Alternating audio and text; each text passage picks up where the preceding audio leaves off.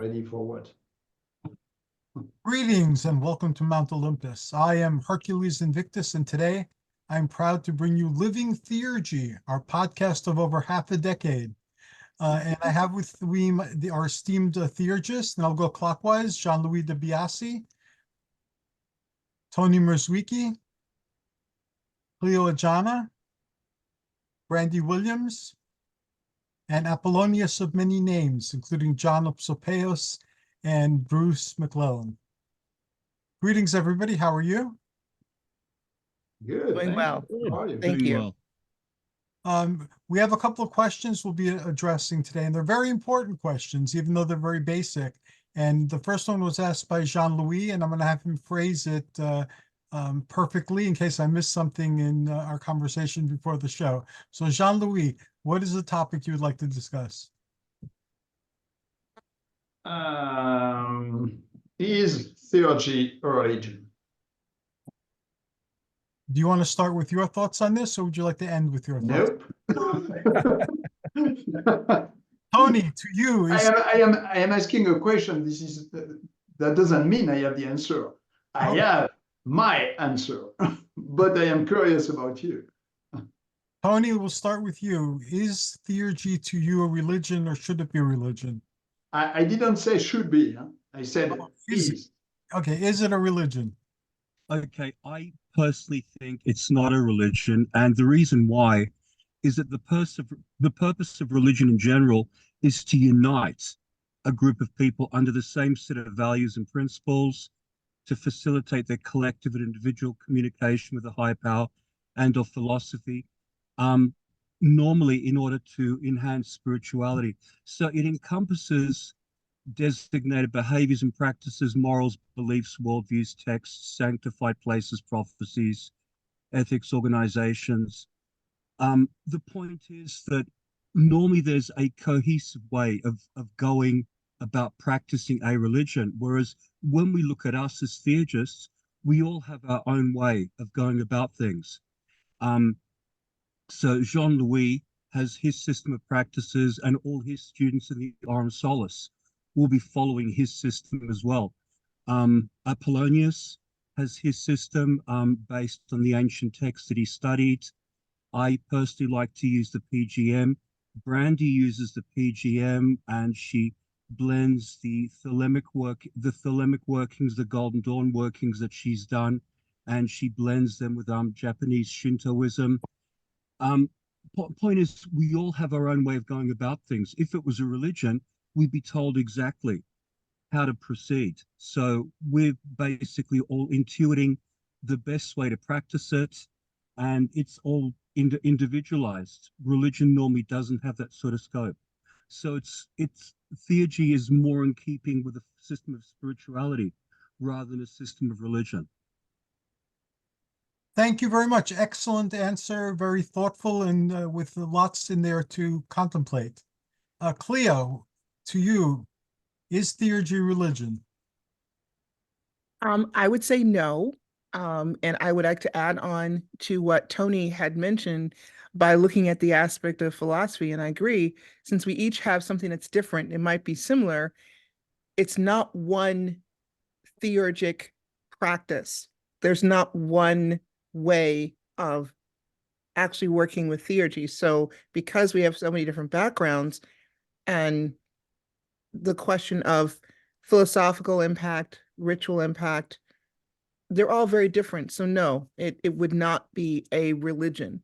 However, I think that it helps to enhance religious practice for those who choose to have a religion. But you can be a theurgist and not say, well, yes, this is my religion. I think you also have the right to say that theurgy itself is not a religion, because there are some people who practice who don't adhere to one specific religious tradition that everyone else does. Thank you very much, Clio. Again, lots in there to contemplate and to mix into the soup for preparing for Jean-Louis. Brandy, what do you think? I think what I pay attention to is cultural matrix. So the cultural matrix that Theurgy came out of was Hellenistic culture, which had a religious component, but it was not thought of in the same way as we think of religion today. We think of religion as being Christianity and Islam and Judaism, and it's different from folk custom. It was part of the general sort of way of life, and I think what we know now about Theurgy comes out of that way of life, Neoplatonic philosophy and Hellenistic religion. I kind of think of John Opsipeus or Apollonius understanding of Theurgy as our baseline, and that's what we're returning to. It was broken. It doesn't come to us from antiquity. It doesn't come to us in our cultures. So we're all picking it up as a different practice than what we were. Almost maybe Hercules would be the one candidate who might have grown up with ideas of Theurgy, but the rest of us are picking it up as a different practice. So I was raised in a religion, and Theurgy was not part of that religion. I do practices and approach Theurgy, as Tony said, as a ceremonial magician, as a witch, and as a person who practices East Asian religious folk waves. And I understand Theurgy as a set of practices that could be thought of in any of those contexts. I think it's an interesting question, because I don't think that Theurgy is emerging as a religion in the contemporary magical sort of milieu. It's emerging more like a magical practice, and we kind of tend to think about it in those terms. The religion that has emerged in the last 50 years, speaking as a geezer, is witchcraft. Witchcraft is the one that's floated to the top. There were lots of different ways of looking at religion, and this is kind of the place where people have come together, and now there are 1 million people in this country who call themselves witches, right? So I think that where Theurgy kind of has a in religion is in witchcraft, and there are specific practices in witchcraft that connect up to theurgic practices, and there are other Gardnerian priests in particular who kind of point to that and say, hey, this is connecting us to our pagan ancestors in Greece.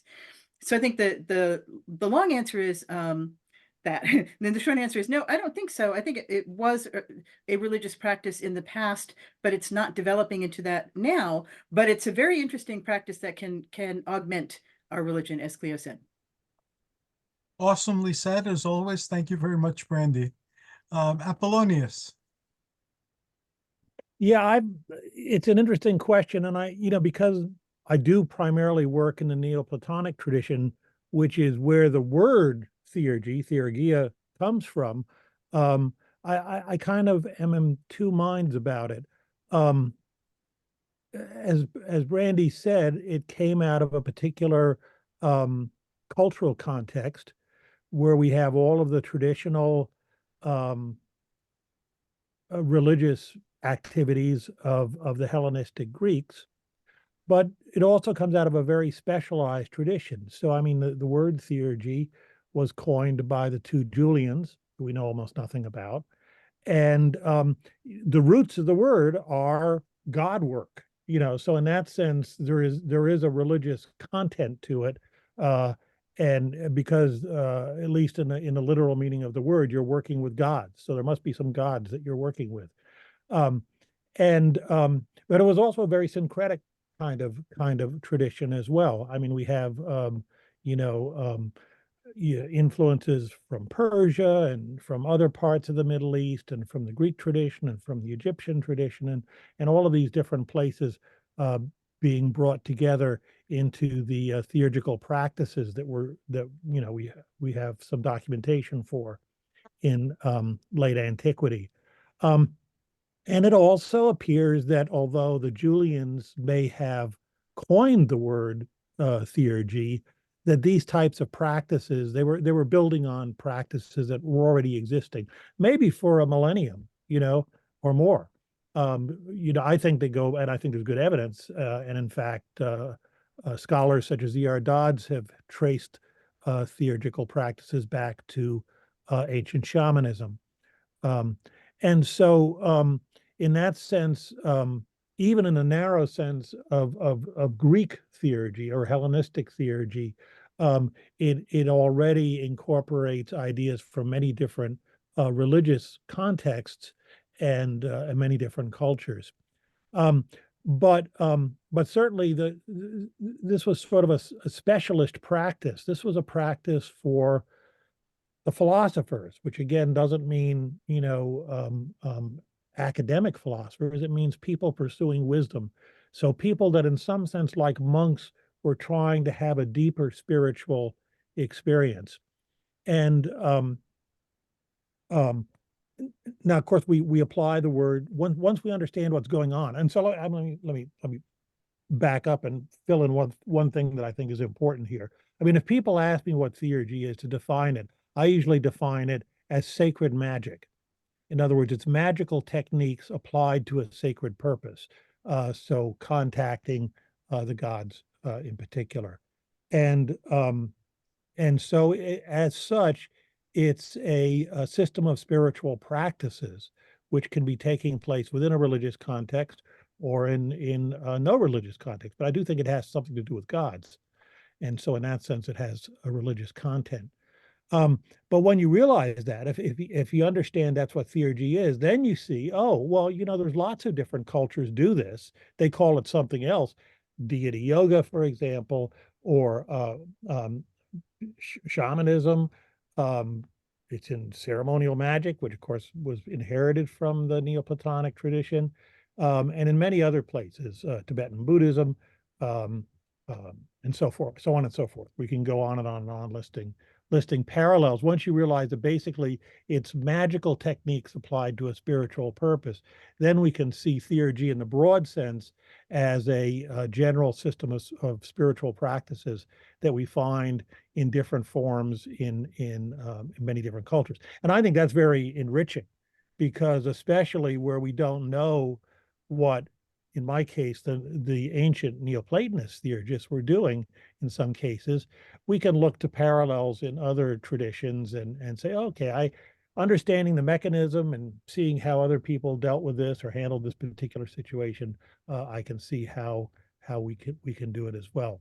And so that's the broader sense of theurgy, and in that sense, well, to my mind, what makes it different from magic on the one hand and other spiritual practices on the other hand is that it's combining those two things.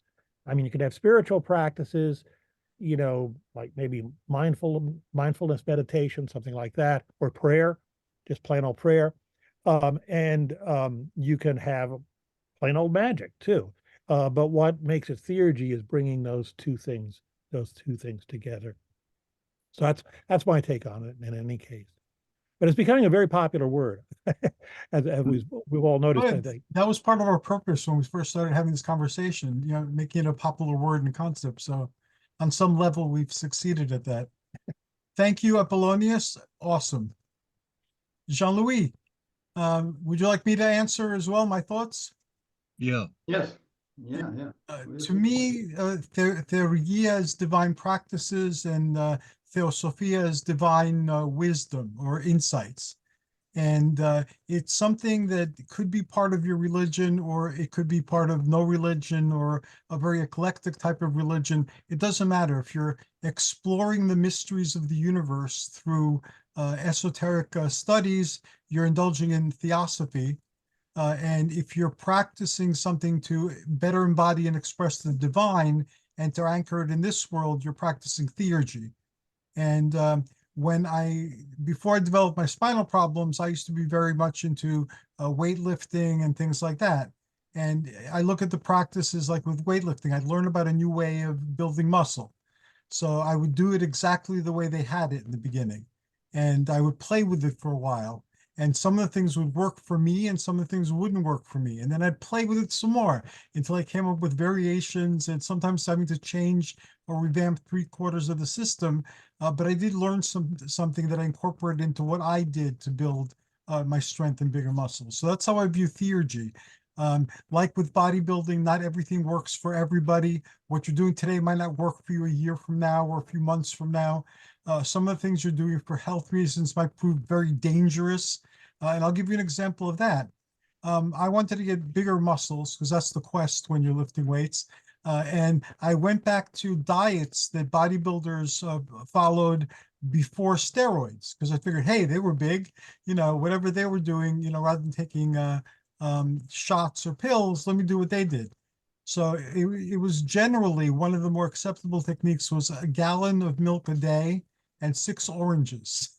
So, okay, I could do that.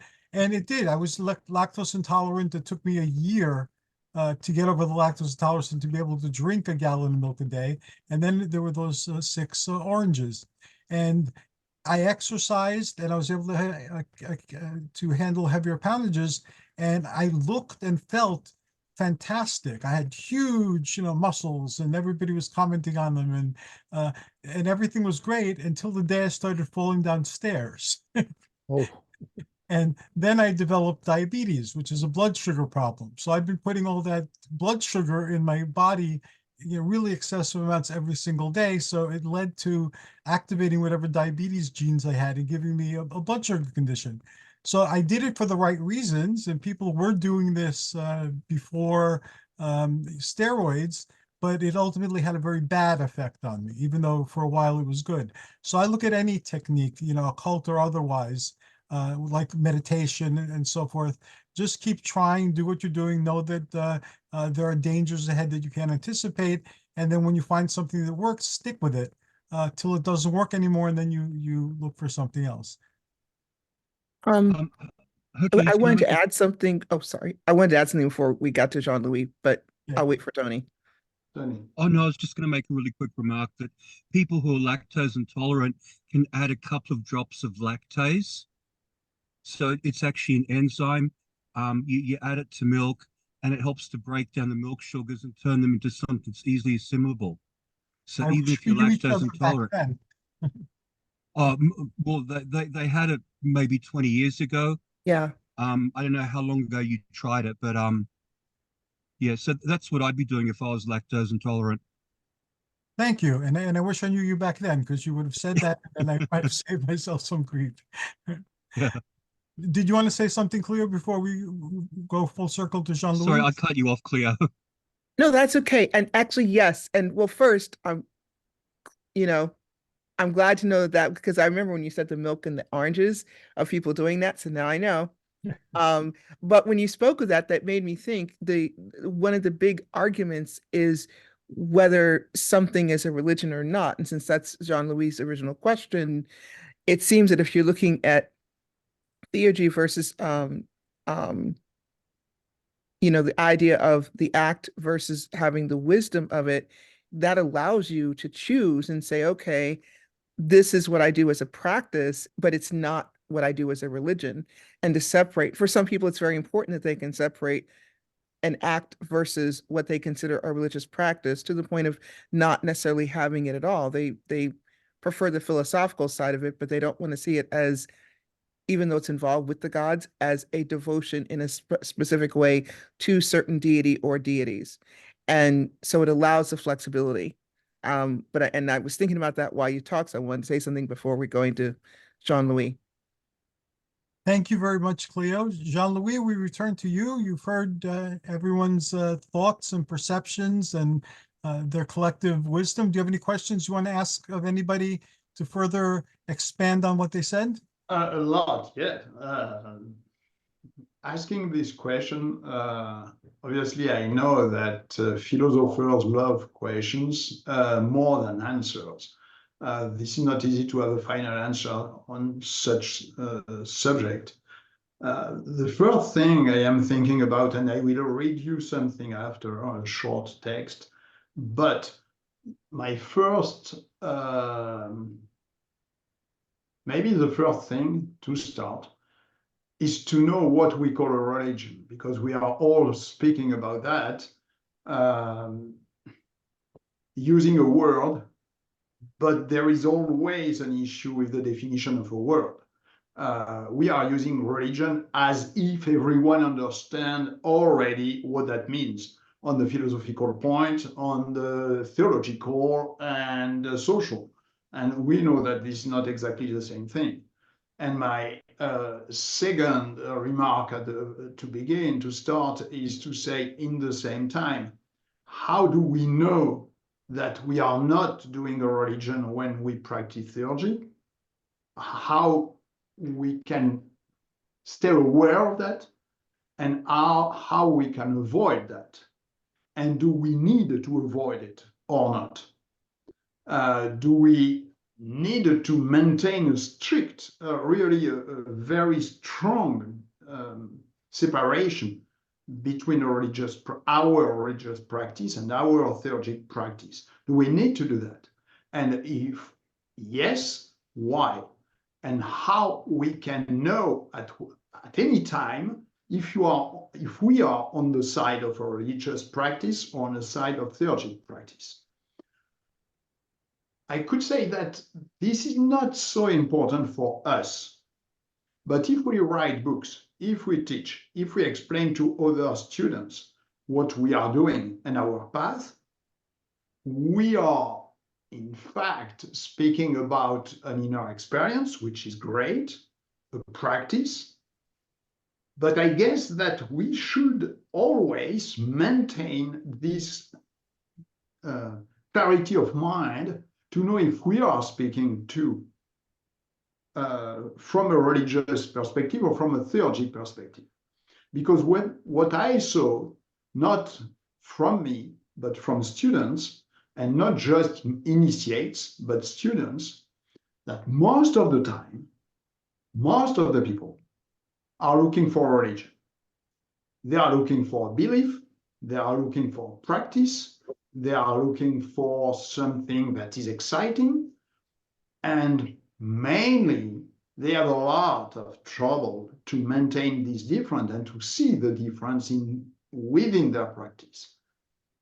So my question is, first, how to define religion? Second, do we need to have a clear view of this difference, and do we need to maintain this difference? My answer is a short answer. Theurgy is more related to philosophers than religious people. So this is, for me, it became in the past a practice, a spiritual practice of the philosophers and Neoplatonians mainly, and after others in the Renaissance and so on. So this is not occultism, this is not ceremonial magic, this is not any kind of magic. This is a spiritual practice and a ceremonial practice performed by philosophers, and maybe for philosophers. Because we see that if philosophy and theology are difficult subjects, difficult to understand, difficult to go deep in this subject, and to maintain a distance between what you are learning and what you are practicing. And for some students, this is not easy to see the difference between practice and learning. And when we have this, is it, last thing, is it something that is, let's say, very important? I think so, because dogmatism, mainly. And someone who practices a philosophy, a philosopher who practices spiritual practice, is almost never dogmatic. A religious can easily become dogmatic. This is the way to question everything, the way to question yourself, the way to work on yourself, but really deep at what you can really revisit all the time if you are a philosopher, your beliefs and who you are and so on in your practice. A believer, a follower, this is almost impossible. If you don't believe me, read Nietzsche, and you will see that this is very complicated. So this is my concern when we are speaking about theurgy. For us, obviously, to be very clear, but for students who are reading our books, who are following our podcast or speech and so on, because in this case, what we need, I guess, in this society, in this world today, we need more philosophers, not more followers. And theurgy can really, if we practice that in a good way as a philosopher, can bring more light as long as the students question everything and can understand the process. This is not to challenge everything. This is to be ready to change our mind if this is needed at any time. And this work is, I guess, the core theurgy. This is an experimentation all the time, more than a dogma or a belief. This is an experimentation. This is something you can verify in your life at any time. If it doesn't work, question yourself. We have to try to find what is not working. And we have, Clio is going in India, and it was popular, but it was popular everywhere. Illusion, delusion are the main challenges, the main issues. So we have to be very aware of that, because at how we can do that, how we can see when we move through dogma and through belief to delusion, to illusion, or not. And a philosopher, a theurgist philosopher, should see very clearly this separation, this edge between religion and philosophy. This is the way I can approach a little bit this subject. So this is not definitive, but this is maybe the danger. At the same time, the danger, yes, maybe the danger of this path, philosophical path. As I said, and I will conclude on that, really theurgy is, for me, the practice for philosophers. And trying to convert people to philosophy and theurgy, more than asking them, pray the gods, believe, and you will be saved. I'm not so sure about it. Yesterday, And without initiation, forget it. Yesterday, I was interviewed on a podcast, and I touched on the very topics that you're touching on. So I'll take that as a synchronicity and as a message from Olympus. I think this is an important subject. I would like to make a special where we really handle this in depth. Would you guys like to schedule a special where we just deal with that whole issue of is what we're doing religious or spiritual? What's the difference? And who is this for, and so forth? Absolutely. Sure. Okay, I will type up an email today to get everybody's availability, and we'll schedule something. But that is a phenomenally important question, especially since we're providing information now as a team, you know, to a much wider audience than we currently address. I think it's really important to look for that. Thank you, Jean-Louis, for bringing up the question, and thanks to everybody for sharing their insights. We're going to move now to the second question, which I interpreted is, should we be scared of our gods? Brandy, can you articulate it better? And Yeah, I had a question because I as to Jean-Louis' point, we all teach, and I was teaching, writing about doing a sitting practice, which is a theurgic practice to contact the gods, which I think is, I kind of think is fundamental to what we do. And the question I got back was, does a person who's doing sitting practice, going in trance with the deity, do they need a spotter? And this was coming from a person who was asked by a friend to, who was sitting with the god for the very first time, to call them afterwards to make sure they were okay. And I said, you know, this is a very interesting question because I do deity yoga. I mean, I've done, you know, I've done that kind of work for like 50 years. And I do deity yoga with groups of hundreds of people who expect to sit every single day with multiple deities. And so I'm like, well, where is this coming from? This idea that you might need help when you do that. Like, what could the gods do to you? You know, so the question was, are we afraid of our gods? And I think part of it is we don't have that tradition in the West. We don't have a tradition of sitting with the gods. It comes from Hellenistic religion, but it wasn't extant until the Golden Dawn really started working with it. There's a cognate, as Apollonius said, there's a cognate Christian tradition of sitting and meditating, and no one expects to swoon or to be harmed by meditating on God, right? So what is it about the deities, the Greek or the pagan deities, that would cause us to say, you need help, you need a spotter when you do that? So that was my question. Are we afraid of our gods?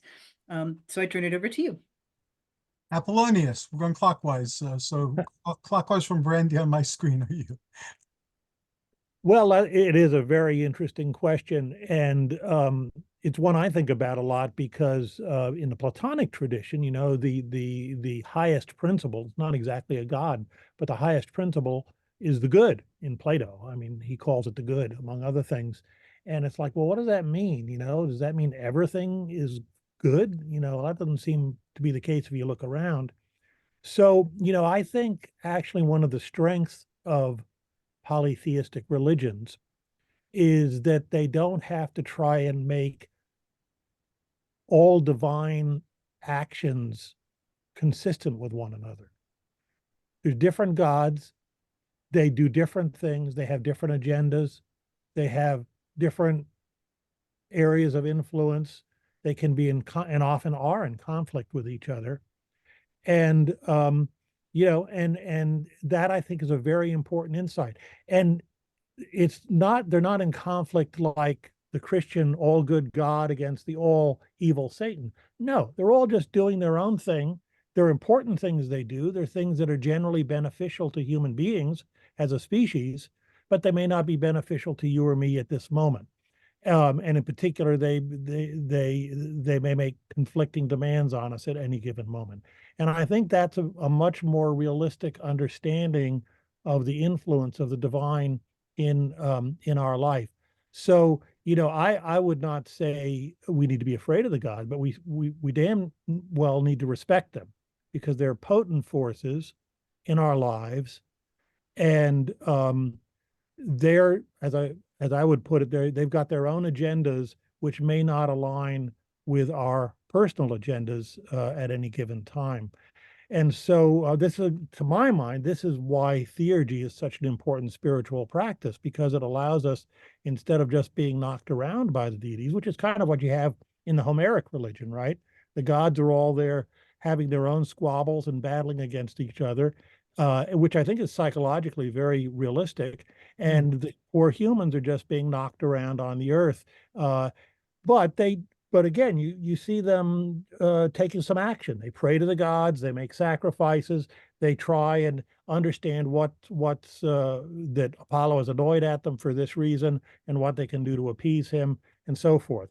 And then the gods help them too. And so I think that's it. Although we tend to think of it as kind of a primitive religion, it's in many ways more accurate and realistic than some of the later, more refined versions of polytheism that we find later. So I would say, you know, no, we don't have to be scared of the gods, but no, we can't assume that, you know, what they want, what any particular god wants to happen at any given time is going to be what we want to happen or think should happen. And that's why we need theurgy, so we can face to face interact with these deities and work something out that is satisfies their agendas and also is in a way that hopefully is beneficial to us and conforms with current cultural norms and all of the other things that involve living in the 21st century. So harmful, nope. All good, nope. You know, they're neither one. Beyond good and evil, to use Nietzsche's phrase again, would be my take on it. Thank you very much, Apollonius. And clockwise, I'm next, so I'll throw in my 2 cents. I tend to view the gods, the Olympians, as ancestral spirits almost. They're part of the stream of consciousness that extends back into mythic times and continues to this day toward an unknown future. So I tend to think of the gods as not abstract principles, but as individuals, you know, individual personages. And I've experienced them in that way too. When I meditate, especially when I do my theurgic work, I try to link up with the highest that I can conceive. and not any specific god. When I want to interact with a specific Olympian, I'll interact with that specific Olympian. But like people in our family and in our ancestry, not everybody's good, generally to the public or to each other. And that happens too with the Olympian entities as well. You know, as you said, they have their own agendas and they have reasons for doing things. And if you think of them as family, you could see that in your own family. You know, there are all sorts of squabbles, there are generational battles that never seem to go anywhere. And you find yourself being written in as the good guy or the bad guy in these stories that your family's told forever and so forth. So I don't believe we need to fear the Olympians. And in Greek, there's something called, with religion, there's latria and timi. Latria means slavish devotion or worship, and timi means honoring. So in terms of my interactions with spirits of any type, I will honor them, especially if they're doing good things in the world or good things with me. But I will not, there's no latria in anything I do. I will not slavishly devote myself to any entity. Just the highest good that I can conceive. That I trust that more than I trust individual entities. Jean-Louis. Yeah, thank you. Paul said they have their own agendas. Yes, I believe that. If we accept the existence of the gods and goddesses, this is what we have to consider, exactly as we have our own agenda.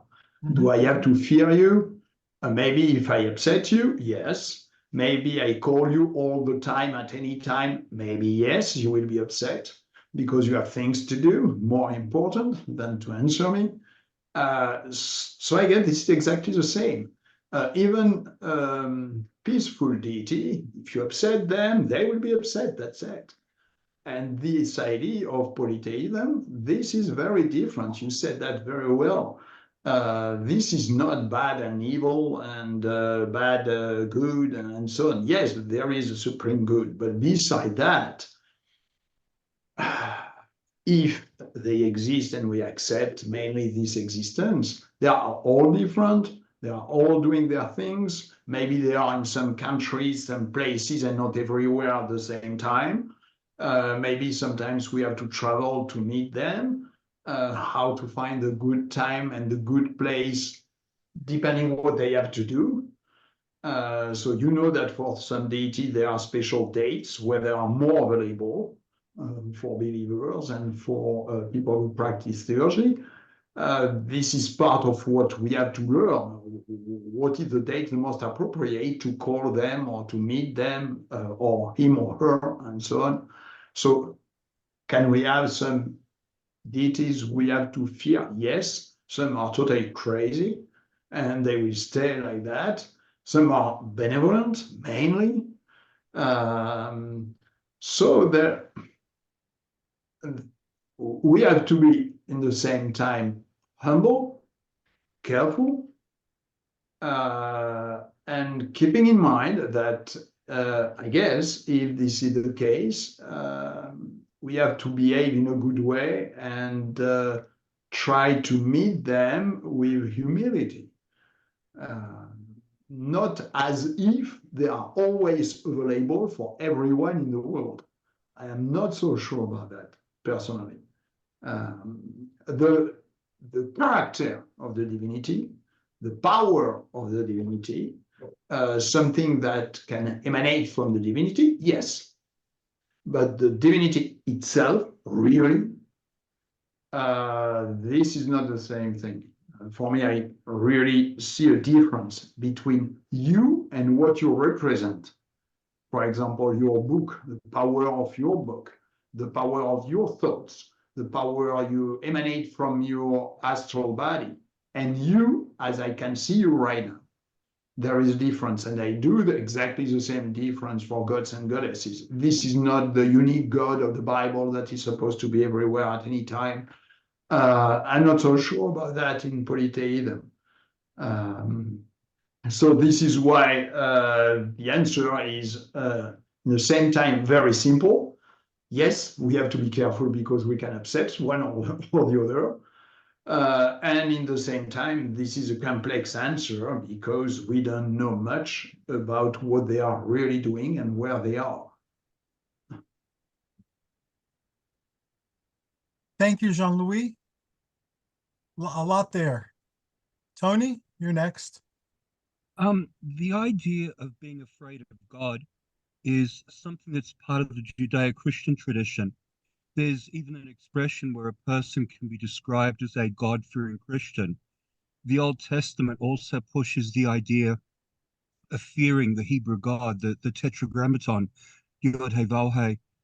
Perhaps this is a means for the priest to control people. Who knows? Personally, I think that so long as your heart is good, you really don't have anything to fear when working with any god. The idea of having a spotter reminds me of training in a gym. A spotter is someone who looks after you if you're either lifting heavier than you normally would, or you're performing a movement that's unfamiliar. So in a similar vein, it's probably appropriate to have a spotter if you're engaging in a shamanic journey.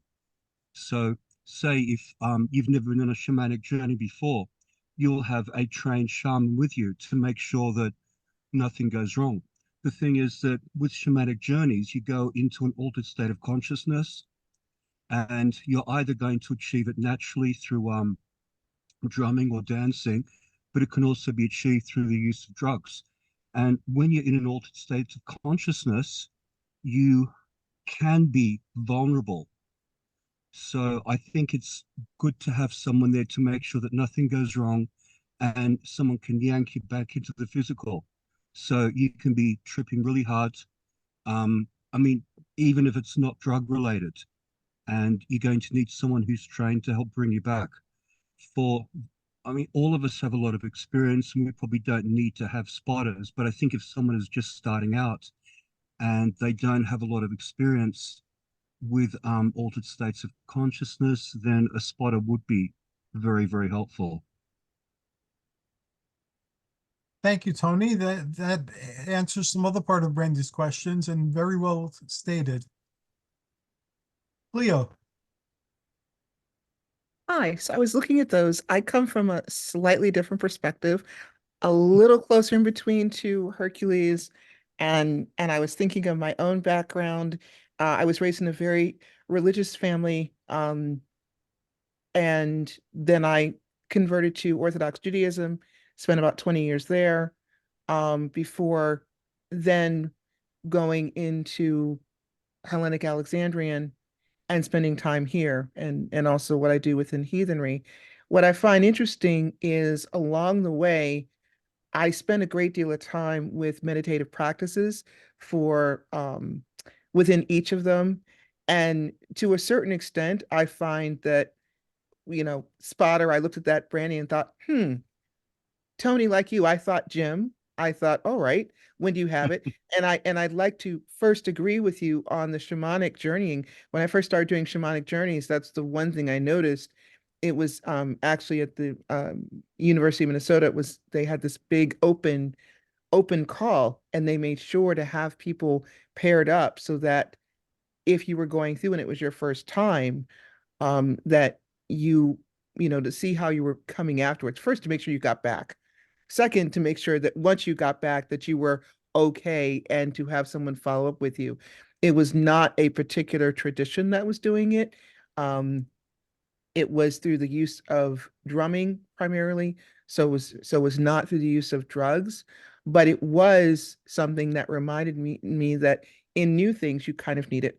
And in my paths going into paganism, it was especially important. Meditation is a key part of what we do in the beginning, especially with the practice.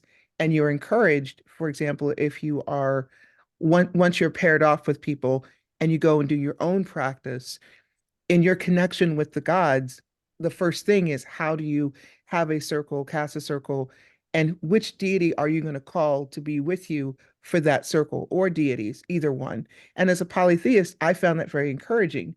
So just as I would in a gym, if I was practicing a new move, bench pressing weights heavier than I've done before, and I want someone there just in case I accidentally slip and start to drop the weights. I would want someone as a deity to be there. And I've had experiences where that has happened, and I feel very comforted by them. I also feel that for that reason alone, I should not have to fear. From the Christian aspect, I definitely agree that there is a premise of fear. I felt it a little bit less on the Jewish side, but it still was there. Within paganism itself, it has not been an issue. In fact, I felt more comforted rather than fearing the gods. I don't think you need to fear the gods. I do think that if you're trying something new, it helps to have their company. It helps to have the company of somebody along so that if you stumble, someone is going to be there to make sure you don't completely fall and break something, metaphorically or literally. And that happens. And I looked at some of your other questions, Brandy, where about have I encountered people who need a spotter to do sitting practice? Other than shamanic, not really. There have been some people who have been nervous, but I think they also are nervous because of what we do going into a practice where you are sitting is not something that's commonly promoted outside of certain very strict contexts. So if you're sitting in an ashram in Rishikesh, for example, yeah, you've got a sitting practice. It's great. It's wonderful. You're around people who do it, who are happy to let you know about their experiences and help, and everything is fine. If you try to do it here in your local communities, I think if you're just the individual person, I think it takes time to find others of like mind who are going to be welcoming and help you to get through that. But then once you've gotten through it, I think at that point, you don't need to have fear. You actually need to be there to embrace as others go through. I don't know if that's kind of what you were also asking. You had a lot of questions on sitting practice, Brandy. Thank you, Clio. Brandy, we've come full circle. Yeah, Clio, thank you so much. And thank you, everyone. Those are really helpful.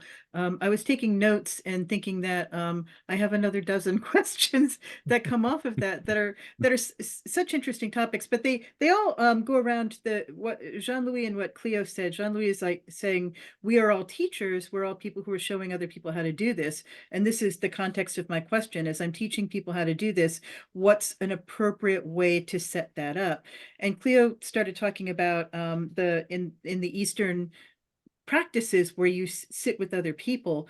And I've been thinking that this is what happens in the practices that I do. I have a teacher, she has 100 students, and we all sit together and then we go off and do it. So there's a context.